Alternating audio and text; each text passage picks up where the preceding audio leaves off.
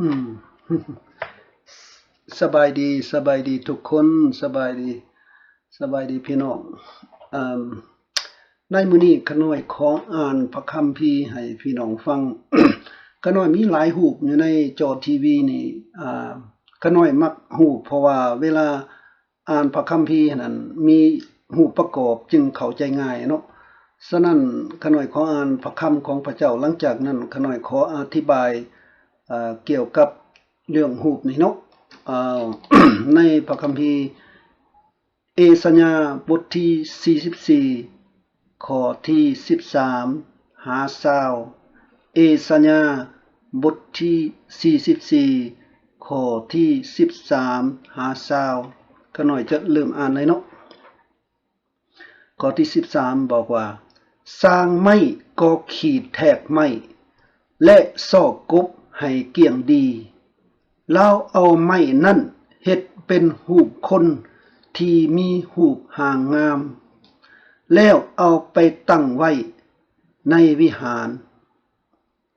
เล่าเลือกเอาไม้สนไม้กอจากป่ามาใส่พร้อมทั้งปลูกต้นแปลกไว้ถ้าฟ้าฝนตกลงมา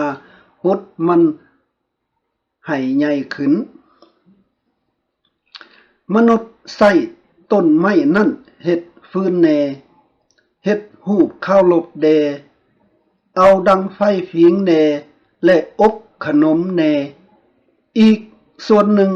เอาไปเฮ็ดรูปผ้าสำหรับขาบไว้ครึ่งหนึ่งของไม้แต่ละลำลาวเอาไปดังไฟและปิ้งซีนกินอย่างอิ่มหนำสำราญเวลาผิงไฟอบอุ่นนั่นลาวเว้าว่าโอ้ไฟนี่คักหลายอุ่นหลายที่สุดไม่ที่เหลือลาวเอาเฮ็ดรูปเคารพแล้วก็ขาบไว้และอ้อนวอนว่าพระองค์ทรงเป็นพระของข้าน้อยโปรดช่วยรักษาข้าน้อยแน่คนโง่จ้าเช่นนี้พวกเขาบ่ฮู้ว่าตนกำลังเฮ็ดหยังพ่อตาก็ถูกปิดไว้และบ่ฮู้ความจริงผู้เฮ็ดรูปเคารพก็บ่มีปัญญาพอที่จะสำนึกว่าข้อยได้เอาไม้ส่วนหนึ่งดังไฟเพื่ออบขนมและปิ้งซีนกินที่เหลือนั่นข้อยเอาเฮ็ดรูปเคารพและข้อยก็ก้มลงคาบไว้ทอนไม้นั่นความจริงแล้วแม่นเล่ากินขี้เถ้าความคิดแบบโง่ๆได้นำเราให้หลงผิดและเราบ่ฮู้เมื่อว่ารูปเคารพในมือนั้นบ่แม่นสิ่งพิเศษแม้นแต่ของหลอกลวงอันนี้แม่นพระธรรมของพระเจ้าได้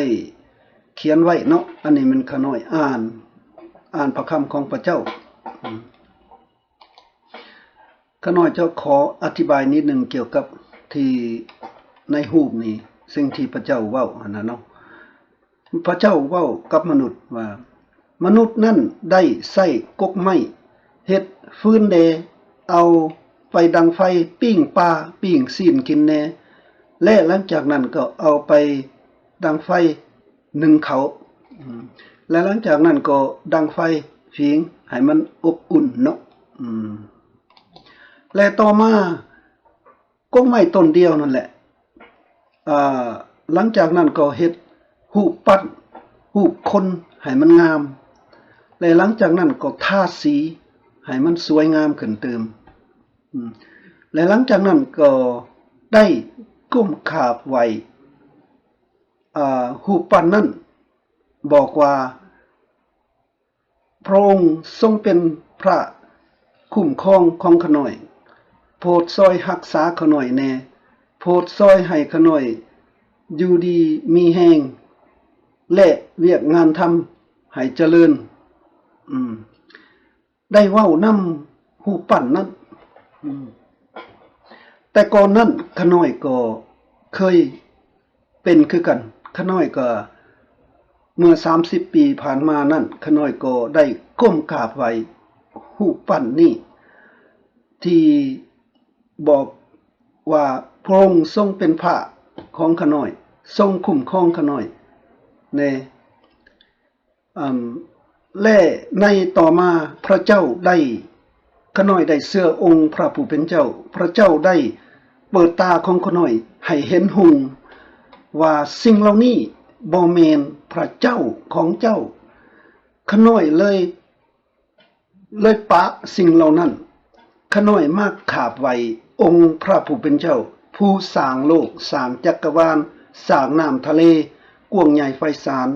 และสร้างดวงเดือนดวงดาวและสร้างต้นไม้นี่ แทนที่มนุษย์จะไปขาบไหวองค์พระผู้เป็นเจ้าผู้สร้างโลกสร้างจักรวาลสร้างต้นไม้นี่แต่มนุษย์นั้นได้ปะถิ่มพระเจ้าและไปขาบไหวสิ่งที่พระเจ้าทรงสร้างนั้นตั้งแต่กี้นั้นขน้อยเป็นคนโง่คือพระเจ้าเว้าหั่นแหละคนโง่จ้าแบบนี้ขน้อยเป็นคนโง่ตั้งแต่กี้นะเดี๋ยวนี้ขน้อยพระเจ้าได้เปิดตาของขน้อยเห็น